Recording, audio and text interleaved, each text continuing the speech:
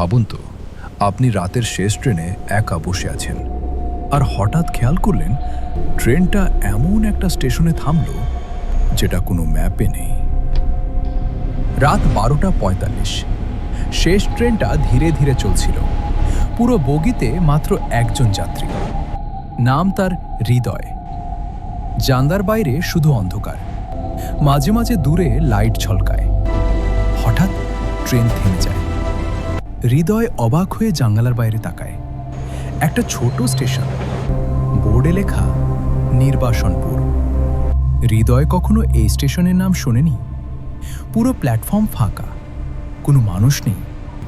হঠাৎ স্পিকারে ভাঙা ভাঙা শব্দ শোনা যায়, পরবর্তী যাত্রী নেমে যান। হৃদয় চারপাশে তাকায়, সে তো একাই আছে। ঠিক তখনই তার ফোনে একটা নোটিফিকেশন আসে, একটা পুরনো ছবি। ছবিটা দেখে তার শরীর ঠান্ডা হয়ে যায়। এটা একটা সংবাদপত্রের কাটিং। শিরোনাম: 5 বছর আগে রহস্যময় ট্রেন দুর্ঘটনায় নিহত 47 জন। হৃদয় ছবিটার দিকে তাকিয়ে থাকে, কারণ ছবির যাত্রীদের মধ্যে একজনের ছবি ঠিক তার মতো। হঠাৎ ট্রেনের দরজা নিজে থেকেই খুলে যায়। বাইরে সেই ফাঁকা স্টেশন। স্পিকারে আবার শব্দ, হৃদয়, আপনার স্টেশন এসে গেছে। হৃদয়ের হাত কাঁপতে থাকে, কারণ তখনই সে বুঝতে পারে 5 বছর আগে যে ট্রেনটা দুর্ঘটনায় পড়েছিল, সেই ট্রেনেই সে ছিল।